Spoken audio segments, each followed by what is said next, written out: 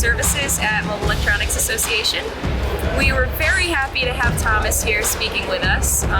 We're all a big fan of his book. I particularly am a big fan of his book, and what he did in his high school to drive the rest of his life is just phenomenal.